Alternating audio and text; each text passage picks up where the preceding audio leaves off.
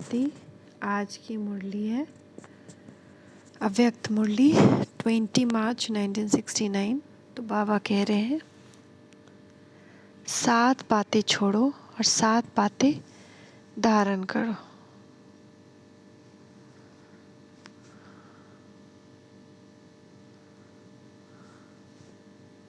सात बातें क्या करनी है, धारण और क्या छोड़नी है। वे किस स्मृति में बैठे हैं।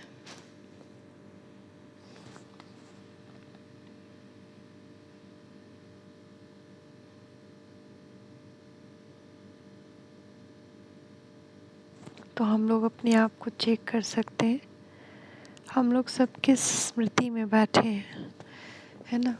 किस देश में बैठे हैं। अव्यक्त देश में है व अव्यक्त व्यक्त देश में है। अव्यक्त को व्यक्त में लाया है व तुम अव्यक्त हुए हो। अभी की मुलाकात कहाँ कर रहे हो। अव्यक्त को व्यक्त देश में निमंत्रण दिया था, तो अव्यक्त बाप दादा व्यक्त देश में अव्यक्त रूप से मुलाकात कर रहे हैं। आत्मिक स्थिति में अव्यक्त रूप को व्यक्त में लाने के लिए कितना समय चाहिए।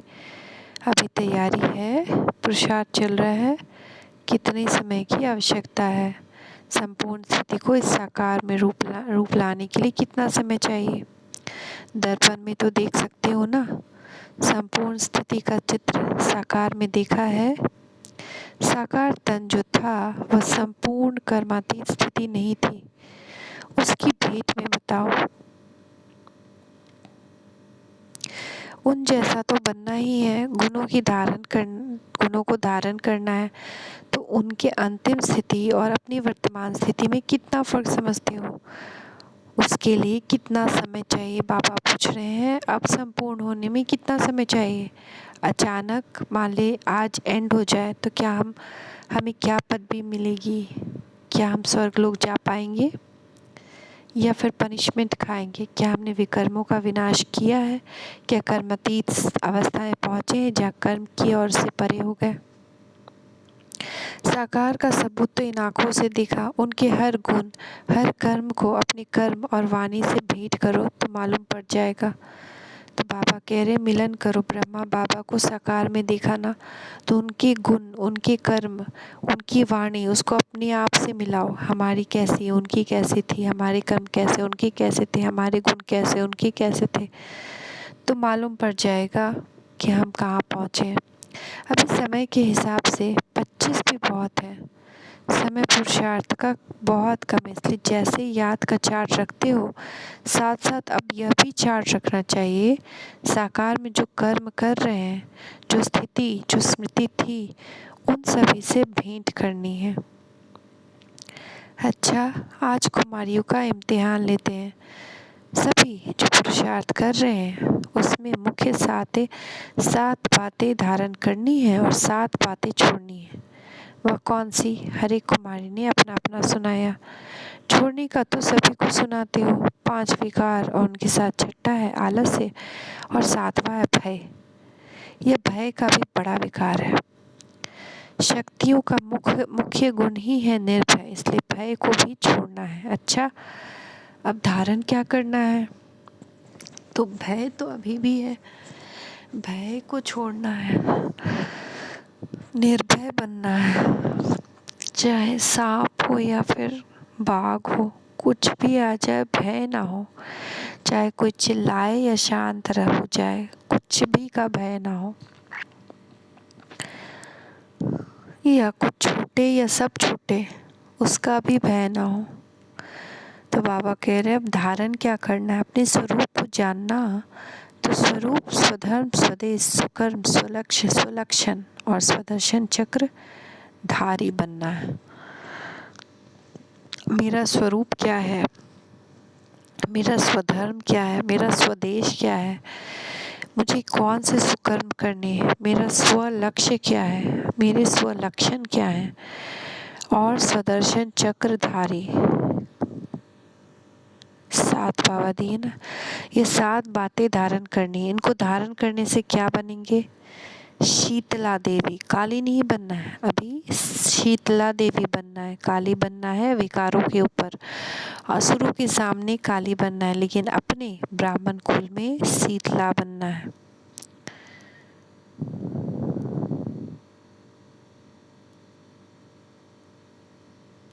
अच्छा, 7 चीज क्या छोड़ना है? 5 जो विकार, छठा आलस्य, 7वां भय, इसको छोड़ना है। और धारण क्या करना है? अपने स्वरूप को जानना। तो स्वरूप, स्वधर्म, स्वदेश, सुकर्म, स्वलक्ष्य, स्वलक्षण और स्वदर्शन चक्रधारी, ये 7 चीज़ें धारण करनी है। इसको हम एक डायरी में लिख करके डेली इसको मैच करेंगे कि हम कर रहे हैं कि नहीं। मैं फॉर्मेट भेजती हूँ, अगर आप लोग को करना होगा तो करिएगा। ओम शांति। करिएगा तो फ़ायदा होगा। तो आज में हम 17 अप्रैल 1969 की अव्यक्त मुरली को भी पढ़ लेंगे। तो उसमें है आबू आध्यात्मिक संग्रहालय का उद्घाटन। तो बाबा बोल रहे हैं, सर्व स्नेही बच्चों को बाप की नमस्ते। आपका स्नेह किससे है? कोई नहीं कहा बाप से, कोई नहीं कहा सर्विस से, खूब और भी किससे स्नेह है? अभी भी एक बात रह गई है, बाप दादा तो स्नेह तो है, लेकिन साथ साथ पुरुषार्थ से भी ज़्यादा स्नेह रखना चाहिए। दावी परिवार से स्नेह, सर्विस से स्नेह, बाप दादा स्नेह, यह तो है ही, लेकिन वर्तमान समय पुरुषार्थ से ज़्यादा स्नेह रखना चाहिए। जो पुरुषार्थ के स्नेही होंगे वे सबके स्नेही होंगे। तो जो पुरुषार्थ करेंगे, मेहनत करेंगे, पुरुषार्थ से हर एक का कितना स्नेह है वो हर एक को चेक करना चाहिए। तो हम सब चेक करें कि हमको पुरुषार्थ करने से प्यार है या बस डोलते डोलते मुरली सुनते डोलते डोलते चले जाते हैं और डोल ही रहे हैं अपने जीवन में। बाप दादा से भी स्नेह इसलिए है कि वो पुरुषार्थ कराते हैं। प्रारब्ध से भी स्नेह तब होगा जब पहले पुरुषार्थ से स्नेह होगा। तो जब तक मेहनत से प्यार नहीं होगा, मेहनत के फल से कैसे प्यार होगा? पहले पुरुषार्थ से स्नेह होगा, तब तो प्रारब्ध से स्नेह होगा। दैवी परिवार का भी स्नेह तब तक ले अथवा दे नहीं सकते जब तक पुरुषार्थ से स्नेह नहीं। अगर पुरुषार्थ से स्नेह है तो वो एक दो के स्नेह का पात्र बन सकते हैं। स्नेह के कारण ही यहाँ इकट्ठे हुए हो, लेकिन बाप दादा के स्नेह में रहते हो। अब पुरुषार्थ से भी स्नेह करना है, क्योंकि यही पुरुषार्थ ही तुम बच्चों की सारे कल्प की प्रारब्ध बनाता है। तो हम जो अभी मेहनत करते उसी का फल 5000 वर्ष तक मिलता है। और मुझे भी ऐसा लगता है कि मुझे किसी भी जन्म में किसी रिश्ते से कोई दुख नहीं मिला। माता पिता का असीम प्यार, सपोर्ट, बच्चे का प्यार, पति का प्यार, भाई का प्यार, सब मिला, सारे रिश्ते का सुख मिला, घर परिवार में मान सम्मान। जितना बच्चों का स्नेह है उतना उससे बहुत अधिक बाप दादा का भी है। जितना जो स्नेही है उतना उसको स्नेह का रिस्पॉन्ड मिलता रहता है। ये भी सच है। हम जितना प्यार दिखाएंगे ना, उससे ज़्यादा ही बाबा प्यार दिखाते रहते हैं। आपको कितना अच्छा लगेगा जब आप बैठे हुए अचानक उनका रोशनी आप पे बरसने लगे, जब अचानक ही आपको महसूस हो कि आपको कोई सुरक्षा चक्र घेर लिया। कितना सुंदर अनुभूति होगी जब सूक्ष्म वतन में बाप दादा आपको हर जगह सैर कराएंगे, कुछ खिलाएंगे पिलाएंगे, प्यार करेंगे। कितना मीठा लगता है बाबा। तो जितना जिसको प्यार होगा ना, उसको उतना प्यार का रिस्पॉन्ड मिलता रहता है। अव्यक्त रूप से स्नेह को लेना है। अव्यक्त स्नेह का पाठ कहाँ तक पढ़ा है? वर्तमान समय का पाठ यही है, अव्यक्त रूप से स्नेह को लेना और स्नेह से सर्विस का सबूत देना। यह अव्यक्त स्नेह का पाठ कहाँ तक पक्का किया है? तो हम अव्यक्त रूप से कितना स्नेह लेते हैं उनसे। अब क्या रिज़ल्ट समझते हो? आधे तक पहुँचे हो? मेजोरिटी की रिज़ल्ट पूछते हैं। कोई ने कहा 25, कोई ने कहा 75। 25 और 75 में कितना फ़र्क है? मेजोरिटी 25 समझते हैं। ऐसे रिज़ल्ट क्यों है? इसका कारण क्या है? 25 अव्यक्त स्नेह है तो बाकी 75 कौन सा स्नेह है? मेजोरिटी की अगर 25 रिज़ल्ट रही तो जो भविष्य समय आने वाला है उसमें पास मार्क्स कैसे होगी? अब तो अव्यक्त स्नेह ही मुख्य है। अव्यक्त स्नेह ही याद की यात्रा को बल देता है। अव्यक्त स्नेह ही अव्यक्त स्थिति बनाने में मदद देता है। 25 ये रिजल्ट क्यों, कारण सोचा है? बाबा पूछ रहे हैं। समय अनुसार अब तक यह रिजल्ट नहीं होनी चाहिए। समय के प्रमाण तो 75 होनी चाहिए। फिर ऐसे रिजल्ट बनाने के लिए क्या करेंगे, उसका तरीका क्या है? अंतर्मुखता। ये तो सदैव कहते हो अंतर्मुख होना है, लेकिन ना होने का कारण क्या है? बाप दादा से, सर्विस से स्नेह तो है ही, लेकिन पुरुषार्थ से स्नेह कम है। इसका भी कारण देखा जाता है कि बहुत करके परिस्थितियों को देखकर परेशान हो जाते हैं। परिस्थितियों का आधार ले स्थिति को बनाते हैं, स्थिति से परिस्थिति को बदलते नहीं। समझते हैं कि जब परिस्थिति को बदलेंगे तब स्थिति होगी, लेकिन होनी चाहिए कि स्वस्थिति के पावर से, जिससे ही परिस्थितियाँ बदलती हैं। परिस्थितियाँ बदलेंगी तब हम बदलेंगे, ये नहीं होना चाहिए हम बदलकर परिस्थिति को बदल दें। वो परिस्थिति है या स्वस्थिति है। परिस्थिति में आने से कमज़ोरी में आ जाते हैं, स्वस्थिति में आने से शक्ति आती है। तो परिस्थिति में आकर ठहर नहीं जाना। स्वस्थिति की इतनी शक्ति है जो कोई भी परिस्थिति को परिवर्तन कर सकती है। स्वस्थिति की कमज़ोरी होने के कारण कहाँ कहाँ परिस्थिति प्रबल हो जाती है। मेजॉरिटी बच्चे यही कहते रहते हैं, बाबा इस बात को ठीक करो तो हम ऐसे बने, इस बात की रुकावट है। ऐसे कोई विरले हैं जो अपनी हिम्मत दिखाते हैं कि इस परिस्थिति को पार करके ही दिखाएंगे। अर्जी डालते हैं, यह भी ठीक है, लेकिन अर्जी के साथ साथ जो शिक्षा मिलती है उसको स्वरूप में लाते नहीं। सबकी अर्जियों की फाइल बहुत इकट्ठी हो गई है। जैसे धर्मराज के चौपड़े होते हैं ना, वैसे वर्तमान समय बाप दादा पास बच्चों की अर्जियां बहुत है, हर एक का फाइल है।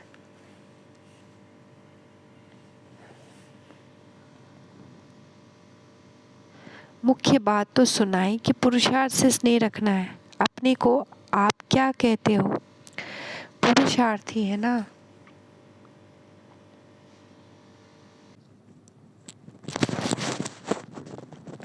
आप पुरुषार्थी हो, फिर पुरुषार्थ को नहीं जानते हो, अपनी फाइल को जानते हो? अपना पुरुषार्थ क्या है उसका पता है? साकार रूप में फाइनल स्थिति देखिए ना, तो साकार रूप में कर्म करके दिखाया तो उससे फाइनल स्टेज का पता पड़ा ना।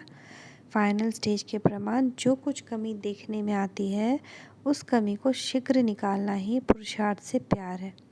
धीरे धीरे नहीं करना चाहिए। साकार का भी मुख्य गुण देखा, वह कोई भी बात को पीछे के लिए नहीं छोड़ते थे, अभी ही करना है। जैसे ही वो अभी करते थे वैसे अभी करना है। ऐसे नहीं कि कब कर लेंगे, 10 व 15 दिन बाद कर लेंगे, मधुबन जाकर पिछाड़ी को प्रैक्टिस कर लेंगे। ऐसे इंतज़ार बहुत करते हैं, इंतज़ाम को भूल जाते हैं। इंतज़ाम नहीं करते, बातों का इंतज़ार बहुत करते हैं। इंतज़ाम को निकाल, इंतज़ार को निकाल, इंतज़ाम में लग जाएंगे, फिर 75% रिज़ल्ट हो जाएगी। वर्तमान समय मेजॉरिटी के पुरुषार्थ की रिज़ल्ट 75 से कम नहीं होनी चाहिए। कारण भी सुना रहे हैं, कोई समय का इंतज़ार कर रहे हैं, कोई समस्याओं का, कोई संबंधों का, कोई फिर अपने शरीर का। लेकिन जैसे हैं, जो भी सामने है, वैसे ही हालतों में इस ही शरीर से हमको संपूर्ण बनना है, यह लक्ष्य रखना है। अभी कुछ आधार होने के कारण अधीन बन जाते हैं, बातों के अधीन है। हर एक अपनी अपनी कहानी अमृत वेले सुनाते हैं। तो जैसे कि बहुत लेट हो जाता है सोने में ना, तो मैं भी बहाना नहीं, अंदर में चलता है कि कब मैं सुबह अच्छे से फ्रेश रह पाऊँ। चाय पीती हूँ तो 1 घंटा फ्रेश रहती हूँ, फिर 1 घंटे बाद नींद आती है। तो योग कराने में नींद नहीं आती। योग जब कराती थी तो सब लोग रहते थे तो फ्रेश रहती थी, क्योंकि रहता है कि कराना है, फ्रेश रहना, मिलाना है बाबा से। लेकिन योग नहीं कराती हूँ तो 1 घंटा अमृत वेला कर उसके बाद नींद आने लगती है। और सोने का मतलब जो भी पुण्य कमाया ना वो गवा दिया। तो फिर बाबा वो कह रहे, तो मैं भी सोचती हूँ कि अच्छा अश्विन का स्कूल हो जाएगा तब अच्छा से करेंगे। बट ये सब बहानेबाजी नहीं, कोई नहीं जानता कि एक सिचुएशन जाएगा फिर कौन सा आएगा। तो जो भी सिचुएशन है, जो भी शरीर है, उसी से पुरुषार्थ करना है।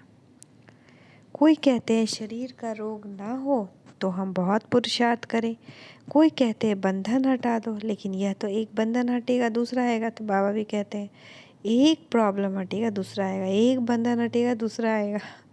तन का बंधन हटेगा, मन का आएगा, धन का आएगा, संबंध का आएगा, फिर क्या करेंगे? वह खुद नहीं हटेंगे, अपनी ही शक्ति से हटाने हैं, है ना। तुम समझते हैं अपने आप हट जाए, नहीं, जब हम शक्तिशाली योग करके बनेंगे तभी सारे बंधन हटेंगे। कई समझते हैं बाप दादा हटाएंगे या समय प्रमाण हटेंगे, परंतु यह नहीं समझना है। अभी तो समय नज़दीक पहुंच गया है, जिसमें अगर ढीला पुरुषार्थ रहा तो यह पुरुषार्थ का समय हाथ से खो देंगे। अभी तो एक एक सेकंड, एक एक श्वास, मालूम है कितने श्वास चलते हैं? अनगिनत है ना। तो एक एक श्वास, एक एक सेकंड सफल होना चाहिए। अभी ऐसा समय है, अगर कुछ भी अलबेलापन रहा तो जैसे कई बच्चों ने साकार मधुर मिलन का सौभाग्य गवा दिया, वैसे ही यह पुरुषार्थ के सौभाग्य का समय भी हाथ से चला जाएगा। तो हम मिल नहीं पाए ना बाबा से, यहाँ अव्यक्त मिलन में भी सच का वाला नहीं मिल पाए, तो ये समय भी चला जाएगा। इसलिए पहले से ही सुना रहे हैं, पुरुषार्थ से स्नेह रख, पुरुषार्थ को आगे बढ़ाओ।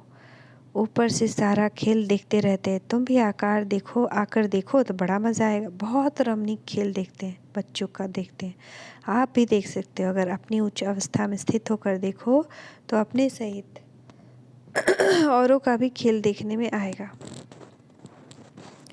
बाप दादा तो देखते रहते, हंसी का खेल है। बड़े बड़े महारथी शेर से नहीं डरते मगर चींटी से डर जाते हैं। तो अब देखिए, आज जो बाबा ने साकार मुरली में कहा है उसका अच्छे से यहाँ व्याख्यान है।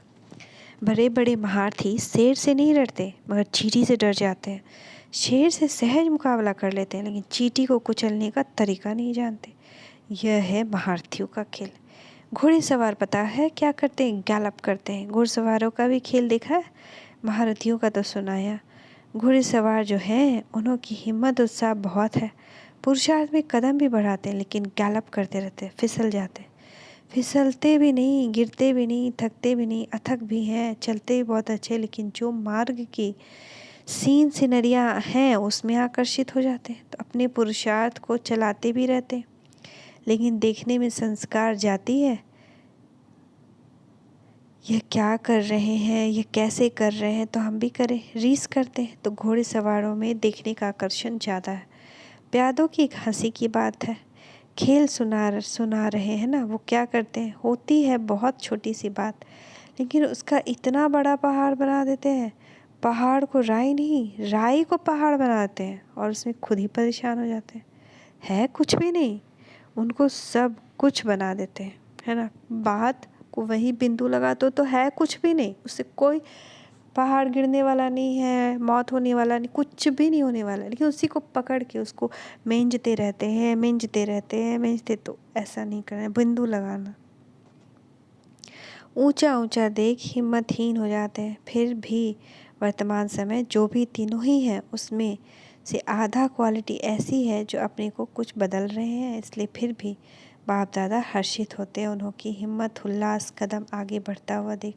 हर एक से पूछे कि कौन महारथी घुड़सवार प्यादे हैं तो बता सकेंगे। तो हर एक को अपने आप से खुद पूछना है, मैं घुड़सवार हूँ, महारथी हूँ कि प्यादा हूँ, मैं क्या करता हूँ, अपने आप को चेक करना है। अच्छा, ओम शांति।